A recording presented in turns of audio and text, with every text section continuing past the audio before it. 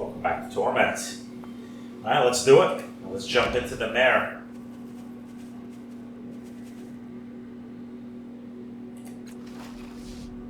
You have proven to me I can trust you. Only remember what you have learned in these tasks. Be gentle with Zarian. You are violating his mind. Be true to his path. Find what you need and return without causing him harm. You have a duty to preserve his life as he intended it, if at all possible. She presses the box into your hands. Tidal energy swirls around it, drawing you in like a maelstrom. You focus on it, opening your innermost eye, and you are torn from your body.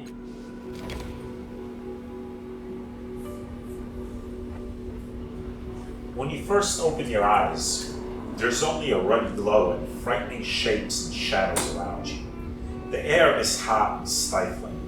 As your eyes adjust, you realize you're outside, but the sky is darkened by clouds of pitch. The ruddy glow comes from lava flows as they trundle down distant mountains into the volcanic fields all around you. Sharp towers pierce the sky, tapered like the bones of a rib cage. Indeed, they look like bones in every way, as does the ground beneath you. You appear to be standing on the spine of an enormous beast. The bottom of its jaw can be seen far in the distance, half buried beneath a layer of cooled lava. Most of the bone towers look identical, but one shines from the inside with an odd blue light. The top of the glowing tower can be snapped off, and what looks like a transport hovers next to its peak. It's your transport. You were sent here to find something. Twisted bridges connect the spine to the volcanic fields around you. In one direction lie enormous formations of obsidian, arches, spires, a wall. In the other direction, a narrow pass is carved into the mountain face. The field leading to the canyon is illuminated by hundreds of glowing lights. You know this body wasn't sent to find Mazzof, but Adaris said he'd appear. Perhaps following through events will lead to him.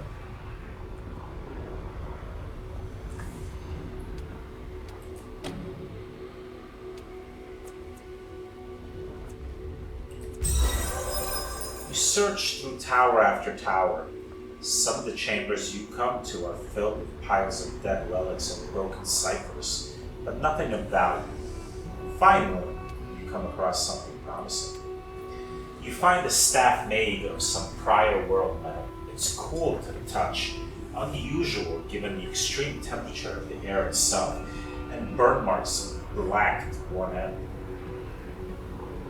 Very likely this was used as a weapon. It may work again, but probably only once. Take the staff with you. You are in the body of Zarian Daywalker, a Jack who can speak with the dead. Indeed, now that you remember that, you can feel the dead all around you. You can hear them. It takes little effort to know the stories of those who died here. You may even be able to imbue some of your life force into their corpses. Zarian is wearing a black, form-fitting suit that keeps off the worst of it.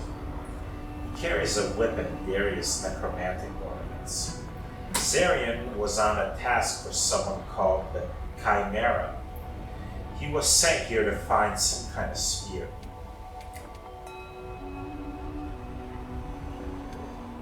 Perhaps Zarian's mission will lead you on your own. You are in a place called the Fields of Ossifigan, and many have lived and died here, though it seems a terrible place to live. Scavengers from Sagas Cliffs have been through here in recent centuries, seeking treasures of the past. Before that, it was mutants fleeing revolution after bloody revolution in a place called Hareth. Before that, refugees from a village called Schwenna. Before that, the Ossifigans themselves. You see a glimmer of powerful artifact. Hundreds of years ago, there was a battle here. Many died. 2 people, a middle-aged woman and a teenage girl, fought over a copper sphere at the top of the glowing bone tower.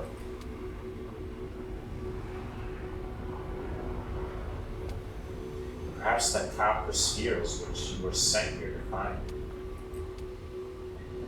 You were at the top of the broken bone tower. Jagged bone walls act as a kind of parapet. From here you can see the fields of Pacific and even better. The spine below you, the obsidian formations in one direction, and the glowing fields in front of the mountain pass in the other. Floating next to the tower is a hovering pod made of azure steel. A ramp leads to the parapet into the transport. Little has happened here, but for one event that immediately becomes apparent. You see a middle-aged woman. You know her name is Amma, facing off against a young girl named Thea. Amma is hovering in the air, like the transport does now. She holds a copper sphere that glows with golden light. Angry words are exchanged, then suddenly, Thea leaps off the tower and tackles Amma. The two of them soar through the air toward the obsidian formations in the distance. Let's go to those formations. Crossing the volcanic plains, you arrive at the obsidian formations. Massive structures of cooled, shining rock leap from the ground, curling into impossible shapes. An enormous black wall rings most of the formations, rising 100 meters out of the ground in places. The obsidian formations are dark, quiet, and desolate. A hot wind blows from magma flows farther off, but here nothing flows and nothing moves. In the distance, you can see the spine and bone towers, and in the other direction, planes stop at a sheer cliff face, with a mountain pass carved in between. The obsidian formations did not form naturally. Creatures made of pure light, called fire whites, formed these structures out of hot, flowing magma, then supercooled them into the shapes they are in now. The whites were trying to get at something, or someone. You see a pair of figures atop a small flying platform. One of them holds a copper sphere that glows with golden light. The whites tried to trap them here with their wall, but they escaped and flew towards the mountain pass.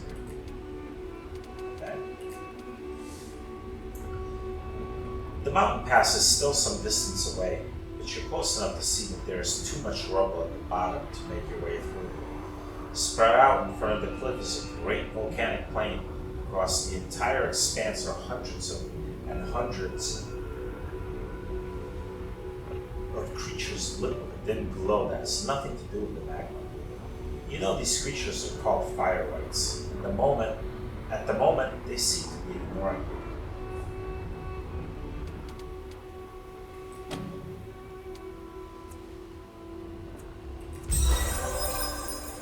You stay near them, watch it for a long time. At first, they seem to be just wandering without rhyme or reason. Then you realize that the shifts you feel in the air temperature are not random nor natural. The whites themselves are causing them. Indeed, once you figure this out, you can see how they use the temperature of the air as a kind of communication between each other. You can use this information to slip past them.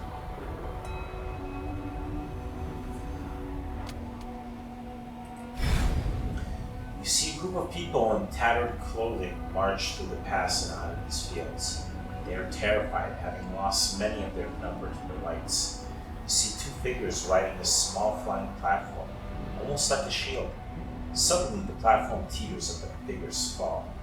You can see the spot where the shield fell, and though the bodies are no longer there, you can feel their presence very strongly.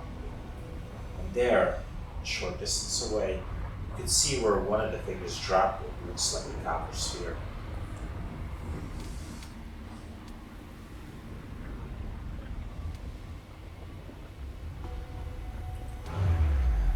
Reaching into the earth, you find the body called Amma and summon her forth. With uncanny strength, she crawls out from the cold rock. Though her skin is charred and rotting and cast-off tattoos clearly visible on her head. You command her to collect the sphere, but Amma's body only makes it a short way before the whites attack her. Their hands reach inside her, consuming what little life force you imbued her with. As they do so, the air grows intensely cold.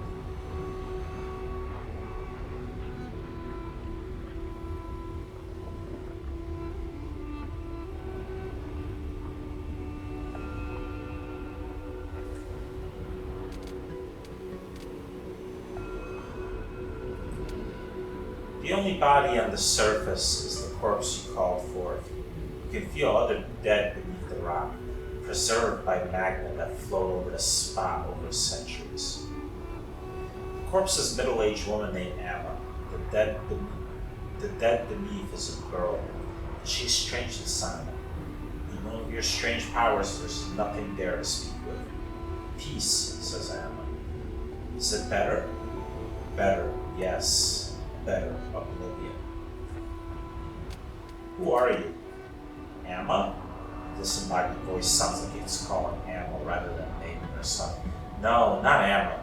Shelled, cast away, eaten, and alive, and eaten again. Not Amma.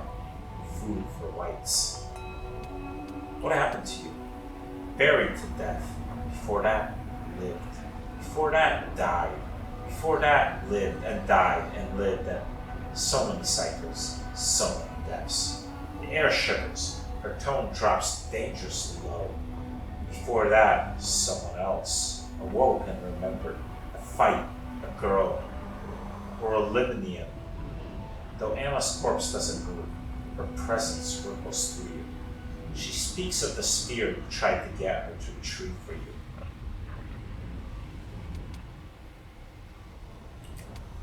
Why can't I speak with the girl? Gone. Gone. But not gone. Shudder. But it's not you who is shuddering. She woke something. Vengeance. Though no vengeance is in her.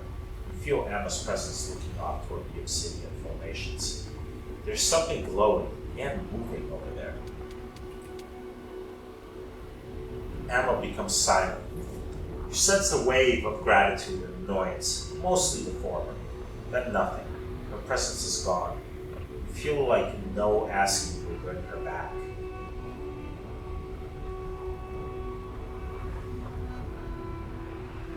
Let's go back to the obsidian formations.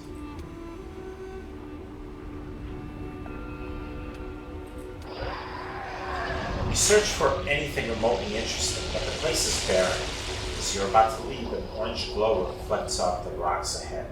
An enormous paw steps in your path, and the rest of the creature emerges. It's a gemorn, a pillar of light with claws. 100 faces twist in its body, emerging, howling, then melting back into the curling fire. The creature is easily 3 meters wide, and at least twice as tall.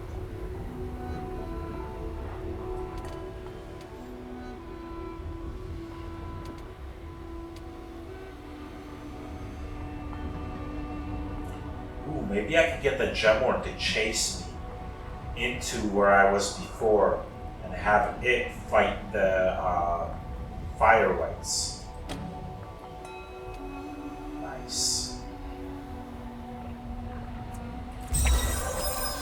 Gauging its speed and strength, you snap your whip from a safe distance. It roars. You feel the weight of 100 people crushing your head, but you don't stop. You throw rocks at it, insult it in a handful of languages. Nothing you do hurts it, and it probably doesn't understand your words, but it understands your intentions well enough. It charges at you with great speed and intent to kill.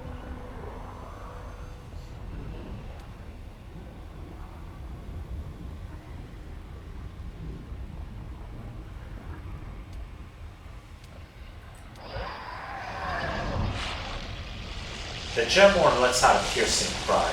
It stays right on your tail the entire way, forcing you to sprint, gasping for breath in the hot air. You feel the gemorn's rage like a hand pressing against your back. It presses harder, squeezing your mind. The gemorn's howl makes the ground tremble. Suddenly, the pressure releases and the air turns burning cold. You risk a glance behind you and realize you're in the center of the plains leading to the mountain pass, surrounded by fire whites. The gemorn grabs whites one at a time, tearing them in two, then tossing them aside. The whites rush forward together to defend themselves against the horrible beast. Their anger you have forgotten and ignored. Let's get the sphere. With the White's attention focused exclusively on the dangerous gemlord, it's easy for you to slip in and grab the sphere. None of the creatures notice you at all. Let's also get the shield. The Whites don't bother you as you try to pry the shield from the ground, but after a few minutes of tugging and digging, you realize it's impossible. The wreck has cooled and melted, and cooled again several times around the device. It's not going anywhere. You are on the spine of a great dead monster buried in the lava. Rib-like towers jut out of the ground all around you. A transport float steps to the top of one tower. Two landmarks are visible in the distance. A massive obsidian formation and a carved mountain pass beyond the field of glowing lights. Alright, let's get into the transport. You step aboard. The transport does not appear to have been made with adult humans in mind. There's only room enough for you to lay down. Even then, you have to roll on your side and bending your legs slightly. As soon as you have done so, the ramp recedes and the doorway disappears. Your stomach lurches as the transport takes to the sky. At first, you try to peer out the tiny portholes, but all you see is pitch black, presumably the volcano's black clouds. Eventually, they are replaced by the black of a starry sky. You try to see the land below, but it's impossible in the cramped space. Hours pass. Finally, the transport slows. Its humming ceases, and the door reappears. You step out of the transport, stretching painfully. You are in a strange cavern. Artifacts are strewn everywhere in various stages of repair and experimentation. One wall is covered by a network of displays, showing people and scenes that mean nothing to you. Inner center of the room is an enormous cage made from steel tendrils that twist together at the top. The cage glows for a moment and a figure walks out. He wears a thick cloak, but his face is most strange. It shifts and blurs, changing its features constantly. You get the impression you are seeing a person, but you can't define what that person looks like at all. His name comes to your mind immediately, the Chimera. It took you long enough. The Chimera's voice is metallic and artificial, shifting as often as the features of his face. His expressions slide and change, but all of them are frowning as he reaches forward and takes the sphere from you.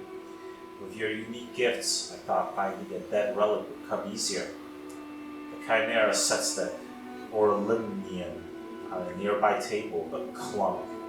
He immediately picks up a variety of scanning tools, one after the other, probing the Orlimnian and its secrets. He seems to have forgotten about you.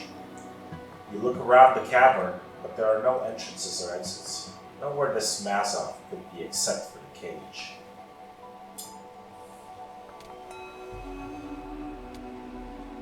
Where is Mazzof? I need to speak with him.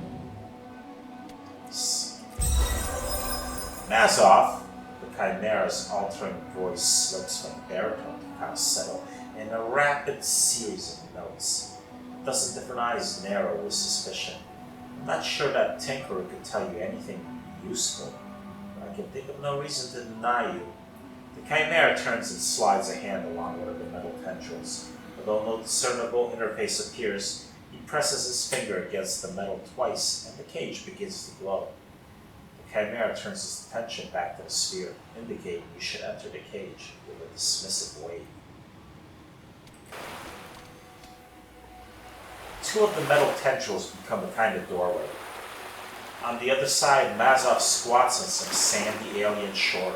Stars twinkle in the sky behind him, but there are no stars you recognize. He picks up his head as though he heard something, then he turns around to face you. One of his eye sockets is artificial, alternately projecting a human eye, a snake's eye, and something even more alien with time he looks over you. He looks like a shipwreck survivor, bare-chested, ragged pants, ragged beard. So, he's better fed than you expect. Syrian, he says, his human eyes squinting in the light. What the hells do you want? He peers forward as though trying to see them.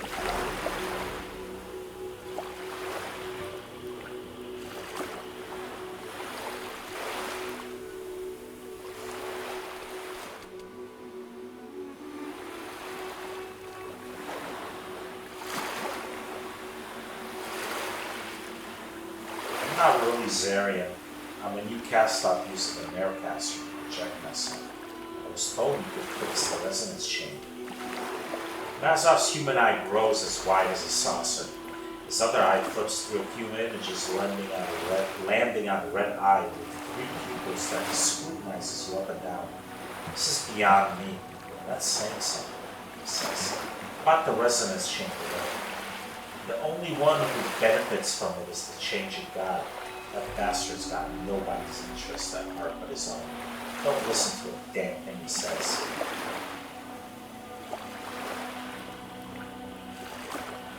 How would the resonance chamber benefit the changing god? The resonance chamber is only good for one thing. He holds up a finger. That's snuffing us out. The changing god plans to use it to merge all of us, every cast-off that still lives, back into his body. That's his plan for stopping the sorrow. He puts a grease-stained hand on your shoulder. Look, I don't know who you are or what part of you are in this, but you cannot let him activate that chamber. He glances over your shoulder at something in the cabin, but when you turn, you see nothing there. First is alive, he whispers, drawing your attention back to it. And she's got her own plan for the chamber, one that won't kill us all. Our sire has a new cast-off body that he plans to use as a catalyst for the chamber. But the first has a better plan, something that won't snuff out every last one of us. Look for her in the bloom, he says grimly. Just make sure you don't. Before you can finish, you feel a wrenching twist in the center of your body, like your heart is being wrung dry. Your vision tunnels back and you feel as though your body were being sucked through a steel pipe. You're being pulled out of the mirror.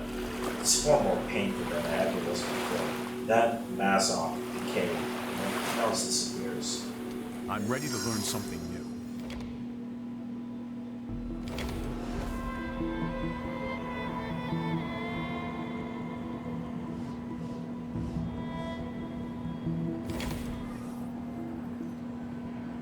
Plant your hand on the icy floor and push, staggering up at your feet. Staggering up to your feet. Every inch of your body aches, as though you've been crushed in a massive hand. The specter stands before you, impassive. It may be your imagination, but he seems more solid than before. The changing god wants to destroy us. Your words tumble into the air and fall apart like handfuls of dust. And this time you're certain. The specter is less transparent than he was even a second ago. I understand why you might see things that way, he says calmly, barely hearing from the pain. But this is your mind, honed in your duel against the malaise, sharpened to a glittering edge. You inhale, clear the pain from your limbs, and gather your thoughts to you. Focusing, you open your eyes. The specter, now slightly transparent, is speaking again. I have something I've been needing to tell you. You see, I haven't been completely honest with you. I'm not a part of you. You're a part of me. I created you. I'm the changing god. I've been wondering where you were. Here, he says simply, his outline solidifying. Here all along. Now, I know this is a lot to take in. It means this body of yours is actually mine. I lived in it for years, and now that we know the first is still alive, I need it back. What would happen to me? Good question, he says. He seems taller than he did a moment before. Once you give me my body back, your thoughts would be pushed to the back of my mind. It would be frightening for a moment, disorienting, maybe, but not painful. And then our thoughts would merge, become a part of me again. He spreads his hands. That's it. Now, give me my body back. No, this is my body, not yours. I knew you'd say that. Let's get this straight. I lived in this body. I made it for a purpose. Now you say your wisp of a life outweighs my centuries of experience? Or maybe you think my first cast down has a better way, Some magical solution to live out your false existence without price. I promise you, she has no such thing. She has always only killed to get what she wants. Her self-interest is just as strong as yours and mine. The only difference between the three of us is that I am real. You wouldn't exist if it weren't for me. You don't exist apart from me. Everything you are is a byproduct of my skills, my intellect, my experiences. And now that I have the chance to stop the sorrow, to save us all, you refuse me? Who in the hells are you? The new owner of this body. It was never yours to take, the specter says, grimacing. No, let me tell you what you are. You are an accident of fate, a parasite in the mind I built. You are a child. I don't want to destroy you, but I will if I must. Give me control. Never. Then I'll take it, the specter says and spreads his arms. Tidal energy pours from the air around you, flowing into the specter. The ground itself slips around your feet, holding you in place. You feel your grip on your body, your mind slipping by finger lengths. You are diminishing. He is winning. You search your mind, your hard-earned memories, for something that will loosen his hold on you.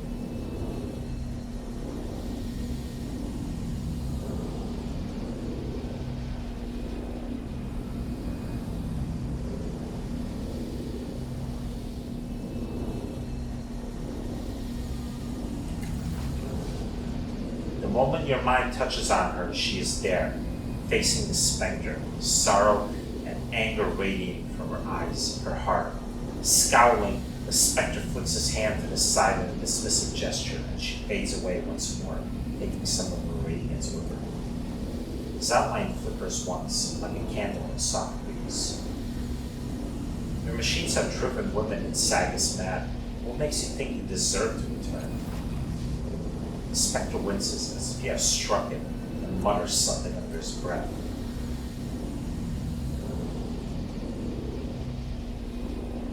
I'm going to rip you out of my mind. This expression hardens. You won't live that long. In another few minutes, your mind will be tattered wisps of thought, fading into the air. You struggle against the ground, even as it creeps up your legs, but cannot free yourself.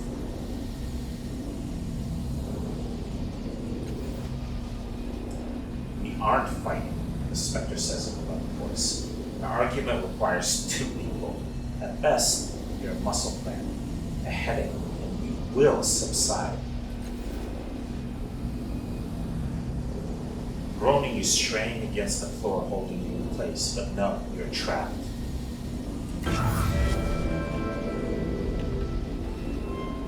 The specter's eyes widen as you strain, gathering the threads of the tides in your hands. Raise them before you. Don't! The specter growls, but you ignore him, wrenching the threads apart. Agony explodes in your mind, lashing through your body, damaging essential parts of you, and the specter as well. With a shuddering gasp, he stumbles backwards, fading in and out of visibility. The pressure on your mind dwindles and ends. Fine, says I, with cool contempt. If you're so intent on stopping the sorrow on your own, have at it. Let's see how you handle what's in store about my help, my guidance. Then he fades completely, but speaks again. His voice is coming from all around you, from every corner of your mind. He's not gone, only hidden himself in your mind. I wasted my time trying to reason with you. That won't happen again.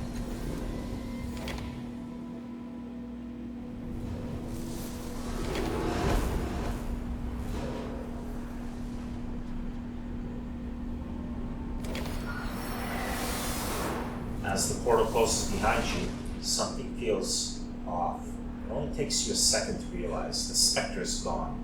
It is quieter now in the calm of your mind.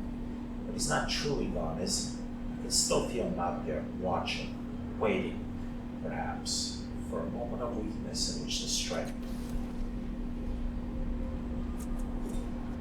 Nice. Gotta love level up.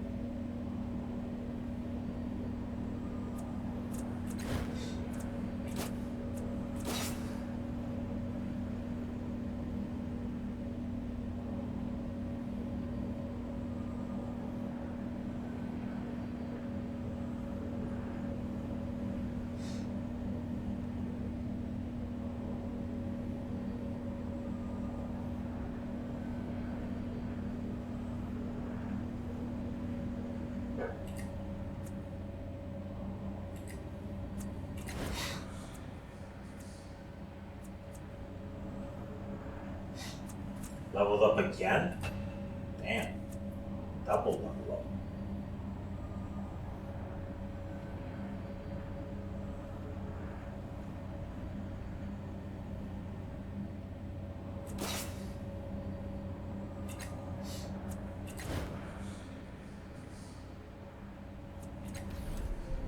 I'm going.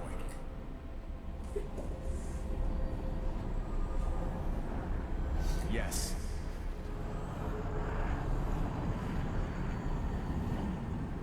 On it.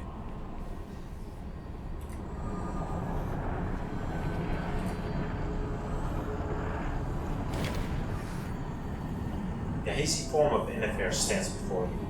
For all his lack of substance, he is no less bowed by the unseen burdens he bears. His eyes, locked on yours, are solid enough to convey an unspoken woe. The longer you hold his gaze, the more his pain is cast into you. It's transfused, darkening in already twilight glow. Whatever calm this place holds means nothing to you, brother. Something has happened on an instinctual level. You've established a bond with Innifer and created a reflection within your mind. Some of the reflection's gifts are yours. You feel stronger for it. However, this bond fully occupies a corner of your subconscious. You may be able to forge connections with more than one reflection of the labyrinth, but not many. I would speak with you, Innifer. Innifer shrugs a spectral shoulder. It is the lot of scabs to be picked, the mark of the weak to be pecked. Mind my veins, brother. Thy vain mind.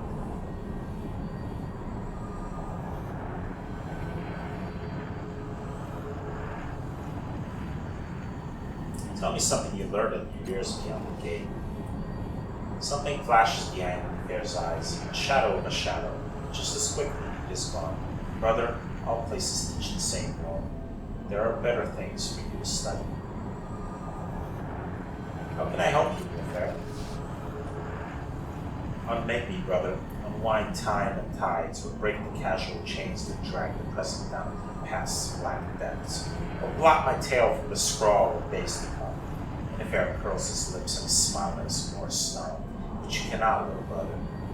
Even the changing God cannot change a thing. You are but his walking shadow.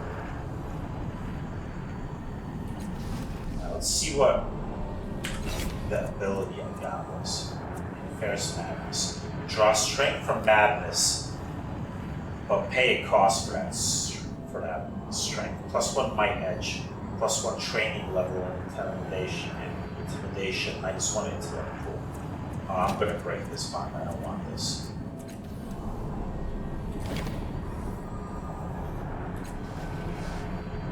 Great effort to drag yourself away from the emptiness inside the affair, from the pain and the power that pain bestows. You feel better for it with someone. Yes. Now. The reflection before you resembles Ericus, but an unmistakably older one. No golden glow surrounds him. He's plain, weathered. His hair is streaked with gray and white. His mind is blank to you. dark, his eyes are wild with the weight of his thoughts, but you can't hear any of them. What are you doing in my head? You found my herding stick, he murmurs, staring at the ground. I put it down before I opened the black box and the demons came out. They filled every part of the alcove, and they filled me up. He takes a deep, shuddering breath. Most of them are inside me now, shouting and watching. I found the ones that were left. They brought me here. Tears fill the wrinkles in the corners of his eyes. How can I help you? He does not appear to have heard you. I need help, he repeats softly. I'm lost. I lived in a gray field with my Yol. I named them and pet them and clipped their yellow wool. A tear spills down his nose and drops to the ground. I think they're all dead now. No one fed them but me. He looks around, possibly for an exit. Dark red light rises from his pale eyes. That was a long time ago, before the demons came out of the black box and filled me. Before I was called to adventure. The louder words tear themselves out of him, and he recoils from them, covering his ears. The glow ebbs from his eyes as suddenly as it came. It's one of the voices I've been hearing in the other Ericus's mind, isn't it? He nods, still clutching his ears. They're the loud ones, the brave ones who make me brave. The other ones whisper, they watch, they're hungry. Indigo flickers at the center of his pupils, like a distant bonfire. They want me to die. Ericus's mouth doesn't move, but the words seem to come from him anyway. They sit in the depths of his throat. You want to be free of them, don't you? No, my life will be boring, useless, without them. Ericus staggers back another step, pressing his lips together. The red and indigo flames coiling in his pupils subside, until only the pale blue remains. Yes, please, I want to go home. I want to find my Yol and go home. Updated my journal. Drive them out of me, he says softly. Please, I don't want to be me anymore. I want to be him again.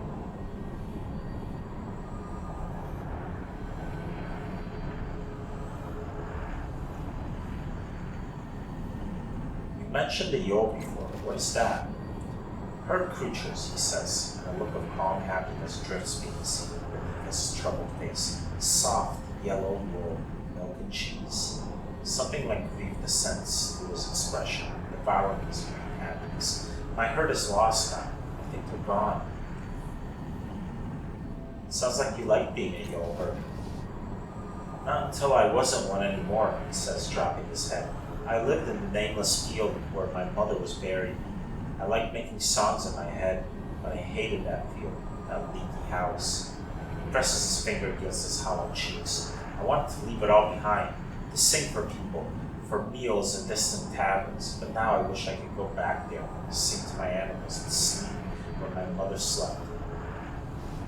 Do you have any idea what kind of demons are inside you? I don't, he says, shaking, but I feel them, hear them. He licks cracked lips. They glow and keep me awake. They shout and whisper. They live in my veins and cling to my spine with tiny teeth.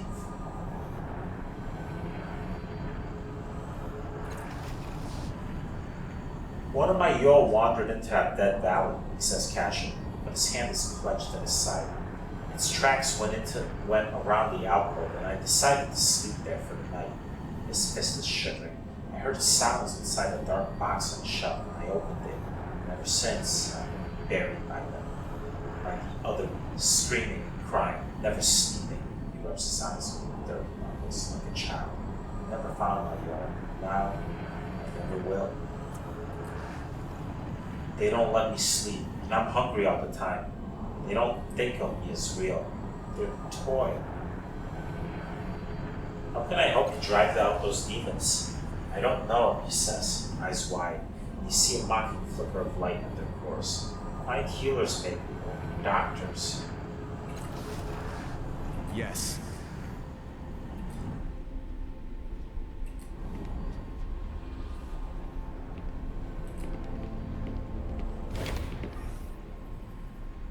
She idly flexes her transparent hands, humming a halting, tuneless little melody under her breath.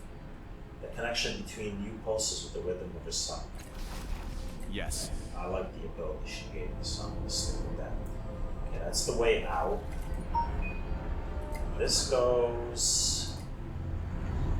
What's this? Interfer's ability would be great if I was a light-focused character, but. All right. I've been here. I remember this. Alright. Yes.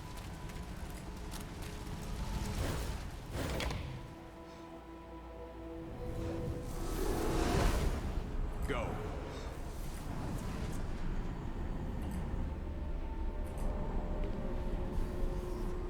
Of course. Ah, much better.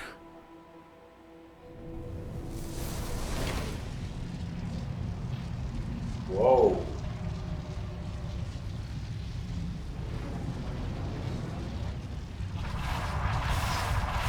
Oh crap, it's the sorrow.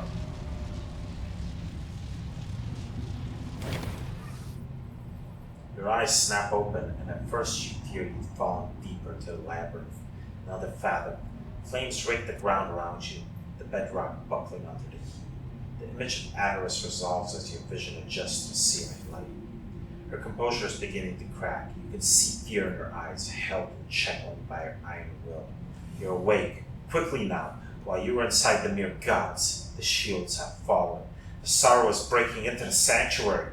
She scans the area. It's destroying our home. The others are trying to hold it back. But tell me first, did you find what you were looking for?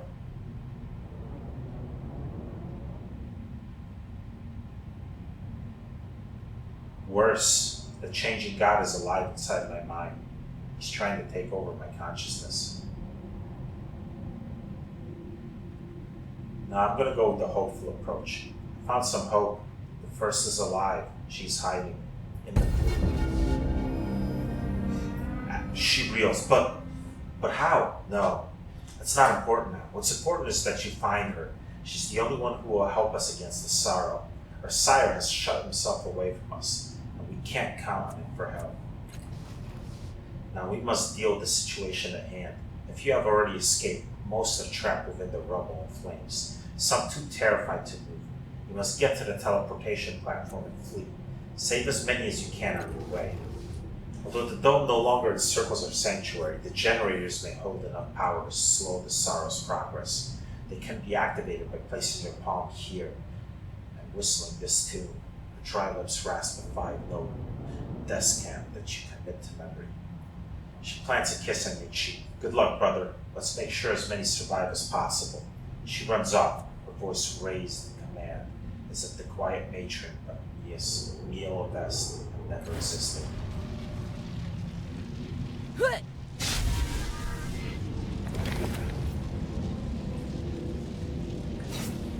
I can't save you, man.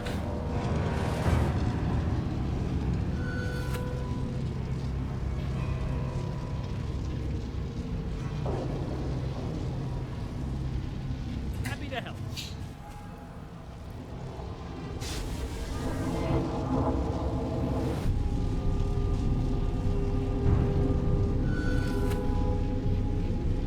I can't get all the way to that one. I can't. Nothing can stop me now. A few weaker rocks lie cracked below a large group of boulders. If they can be removed, the rubble will collapse.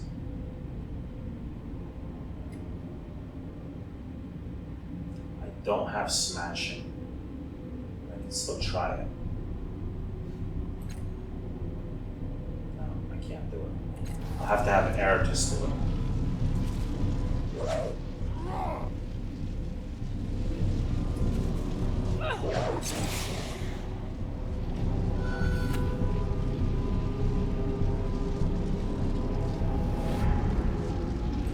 think that's best.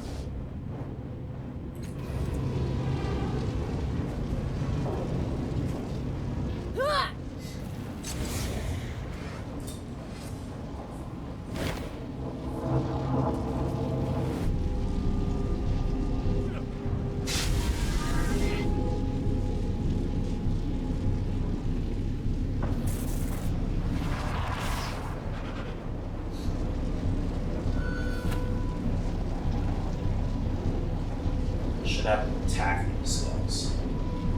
It's the perfect time for fell swoop.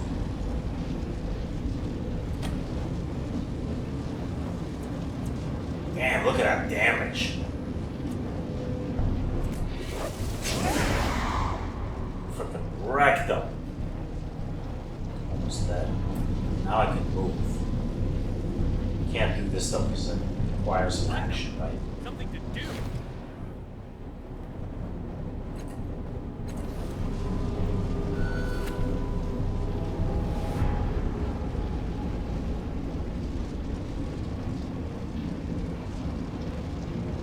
Can I go around this?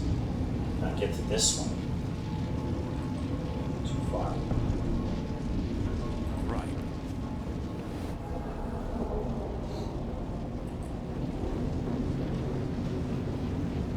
Too far up for onslaught. Just move towards there. Fine.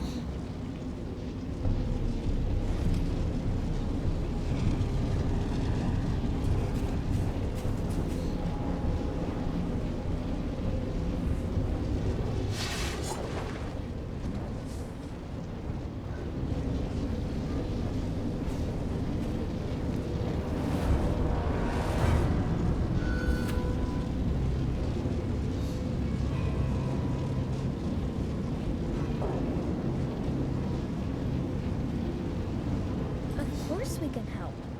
Right, Al?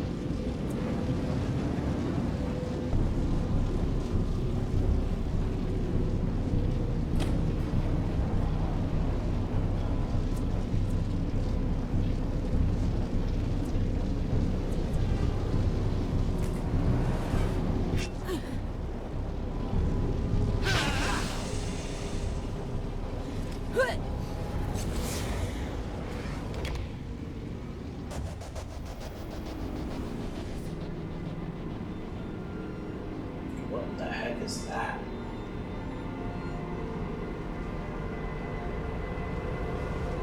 Oh boy. Oh boy, I don't think I want to fight that.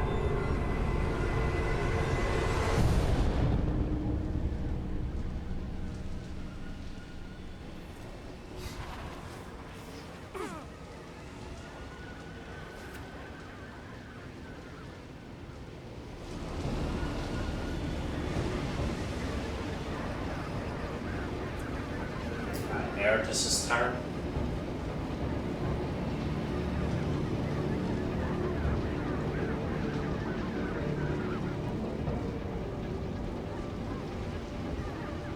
Absolutely.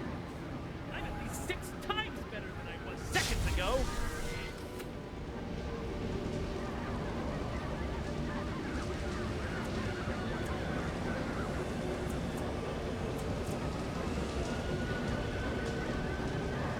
Can't do onslaught. I can hit this one though.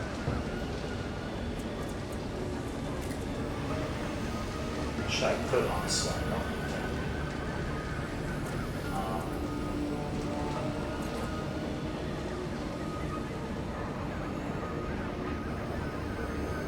Then I won't have an action.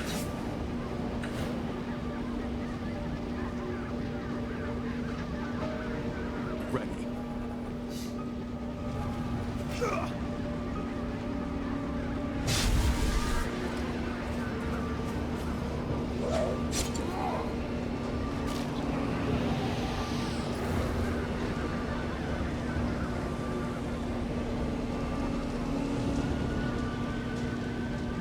My best bet is to try to clear a path for everybody.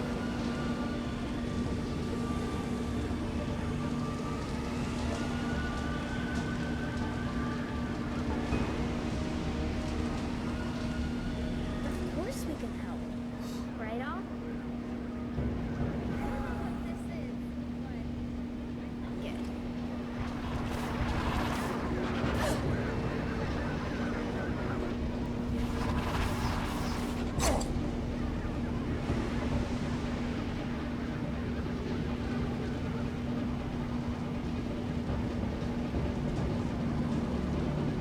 Definitely can't let that thing reach me. That thing has 800. Oh, yeah, that thing's just indestructible. Alright, I need to get the hell out.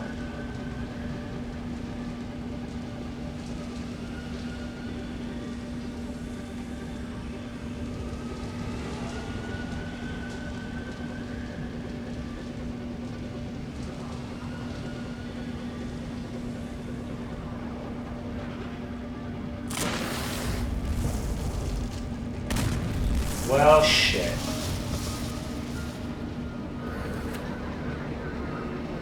Alright, Makina, you need to get the hell out of there.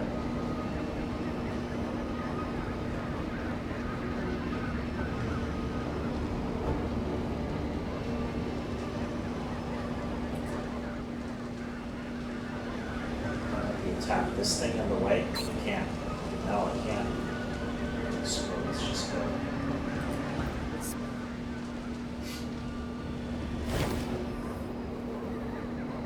She shouts to you above the din. Hope is not lost. The Feretory. If there is any truth in the legends, then it's our only hope. She looks up at the towering sorrow. But she'll need time to understand it. If one of us is brave, perhaps other can live to find a way to stop it. She breathes in once. I am brave. I am brave. I will bide the time for you and the others, young one. Make the most of it.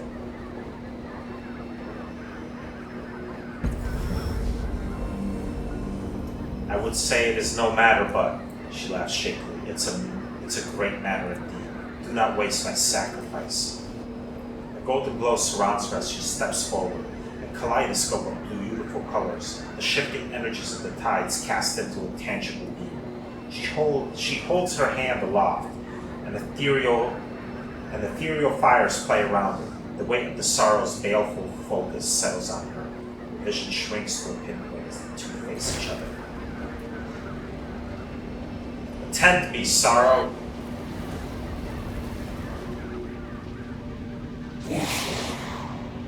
Oh, that did a bunch of nothing. But it did get the sorrow's attention. Save who you can and run.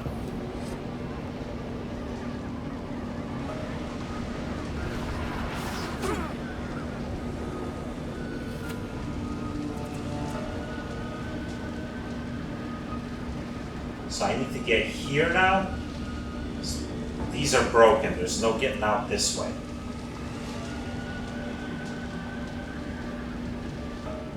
Okay, so the only way to get there is I have to go up this way and then around.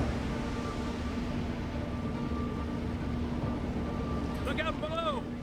Above! Sideways! Can't smash this because it uses action.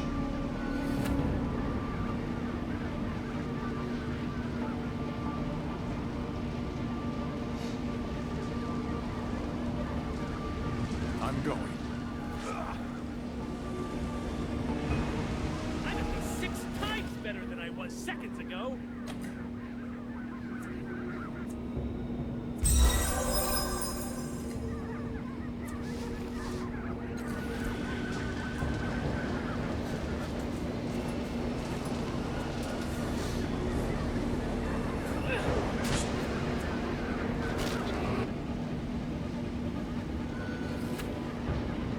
Rin, I need to get you out to safety. You are hurt.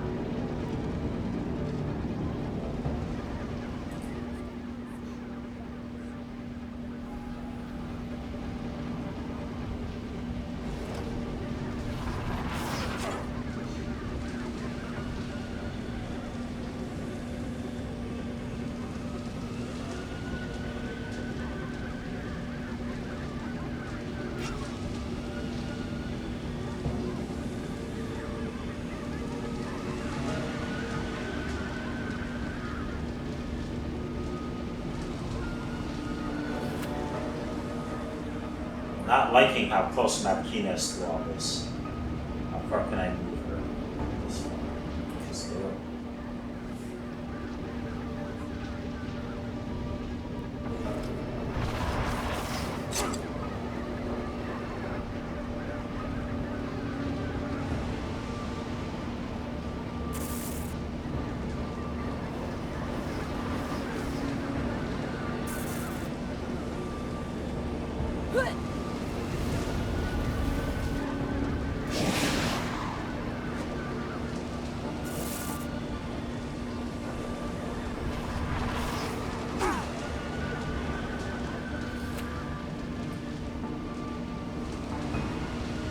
Well, you won't be able to smash it because you won't have an action, but I can at least get him over there.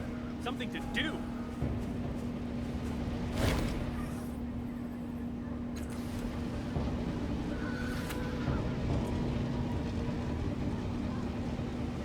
Of course. There we go.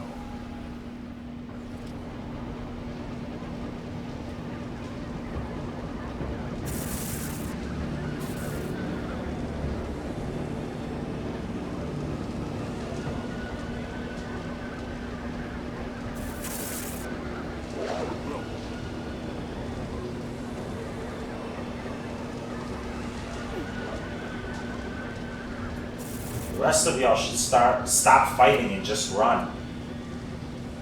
Rin won't be able to smash this. There's no point in trying. Over here.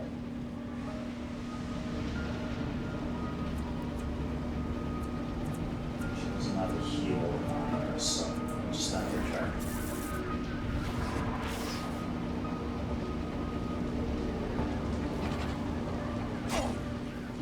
Shit, Kina got knocked down. That sucks.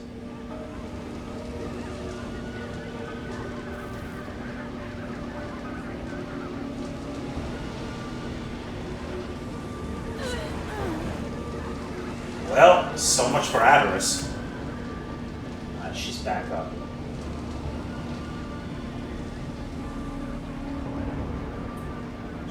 She has less actions.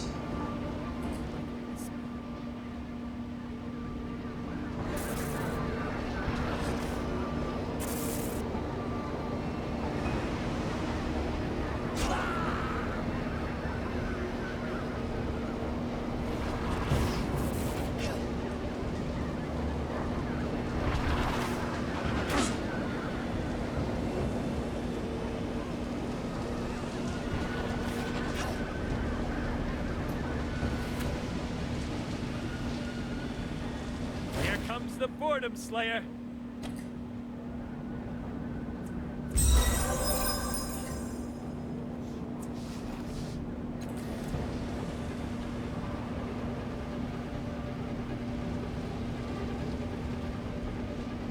If you want a job done right,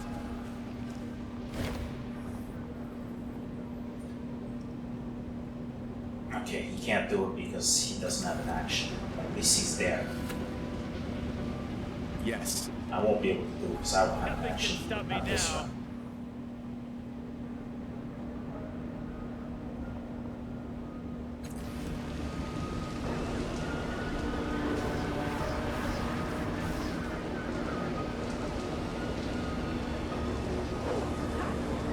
Yeah, but guys, stop fighting and just run.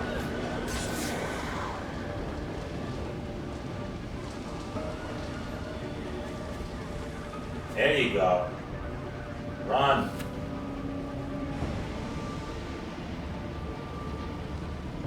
Right. Here I go. I feel like I can take on the world.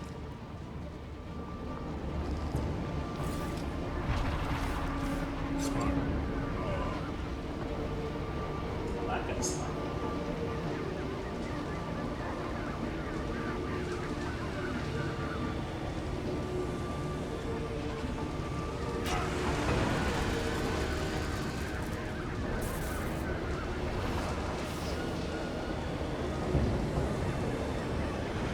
This dude just shut up.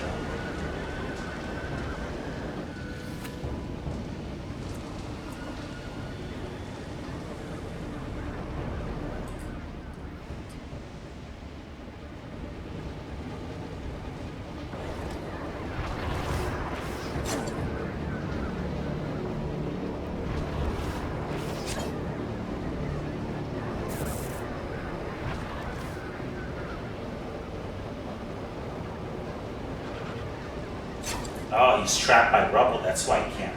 Whoops. Oh, that's why he's not moving. Well, it's definitely far too late for me to go back to get him now. Ertis is just gonna... last cast, I was Yes. gonna get one that activates this. 3 bony arms stick out of the base of each side of the pyramid. The painful psychic chittering continues. Force a connection with the mind inside the pyramid. I'm faltering. I'm hurt. You reach out with the tides, pulling the psyche inside the device closer. The screeching, moaning, crying voices nearly deafen you, crushing your head with psychic pressure. When you think you can't handle anymore, the mind lashes out at you, breaking open the cage that contains it. The bones glide languidly into place and disappear into the structure. A voice, or 1,000 voices, moan in your head. The pyramid peels open, a swirl of transdimensional energy and biological fluids blossoming inside. A portal, with something else waiting on the other side. You can only hope it's not worse than the sorrow that haunts you here.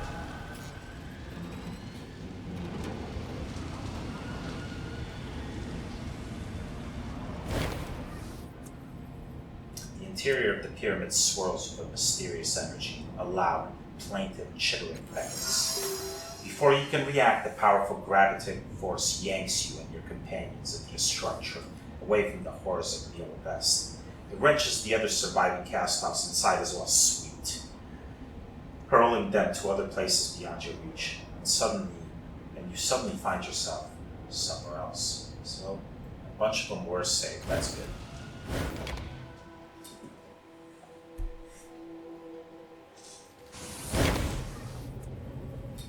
You're pulled through the ferritory, and the world goes dark. Your sense of sight has suddenly failed. You try to move your limbs and find you cannot. You're alone, cut off from everyone else. You sense the terrifying presence of the sun as it surges through the portal behind you, knowing you are trapped. It reaches out and is hurled back, shrieking in fury. Its cries vanish at once, as if an impermeable wall has suddenly been raised between you. A terrible new sound fills your ears, a shivering, whispering cacophony. Something grows up at the edges of your mind, something vast and incomprehensible.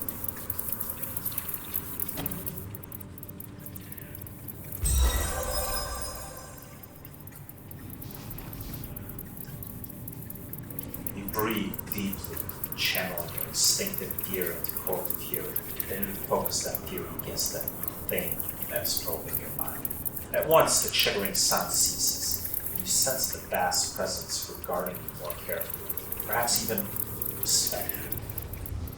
A new sound replaces the chittering, a bone-jarring hum, like the buzzing of insects' wings the size of mountains. It grows stronger and louder. The sound becomes a dull ache that spreads throughout your body. The ache becomes a pain, hot and searing. You grind your teeth, straining and concentrating to keep the intruder out of your mind. Then, without warning, it stops. You feel a sudden sense of recognition, and perhaps surprise. The chittering fades, and you slowly wake.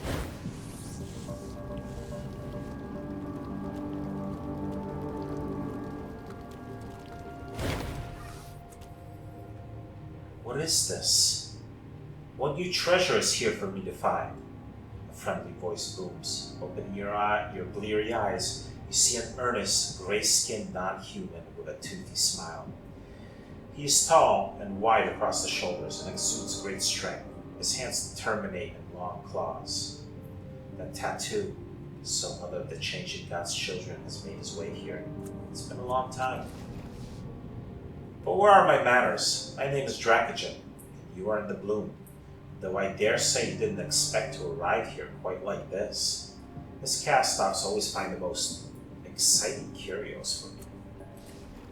He studies you briefly, his eyes roving across your body with practice ease. Do you have questions? Perhaps I can answer them for you. I will ask questions. Oh, I wanted to just walk away so I can save. It's been like, this episode is freaking long. I've had no chance to save anywhere. Don't be so hasty, my friend. I understand business, and unless I miss my guess, our interests coincide. I trade in information, favors, and Numenera, and it so happens I know about you and your kind. You're a cast-off of the Changing God, an old acquaintance of mine. Indeed, I have known a number of your brethren. I even know about Mila Best, your secret refuge. So ask, and I will do what I can to provide an answer. Mila Best has been destroyed by the sorrow. Shock flashes across his features, and he wipes it clear quickly. I'm truly sorry to hear that.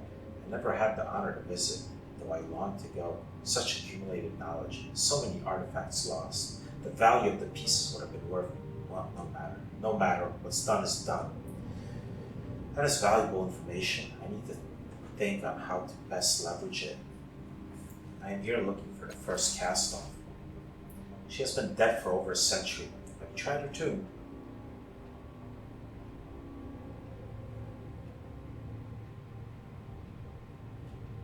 And I guess you have nothing to tell me. Not so, my friend. Please accept my apologies. I only speak of common knowledge. But common knowledge is sometimes wrong. If the first were here, there's one who would know, the ruler of the plume, the Numenera. He's very confident in his information. How intriguing.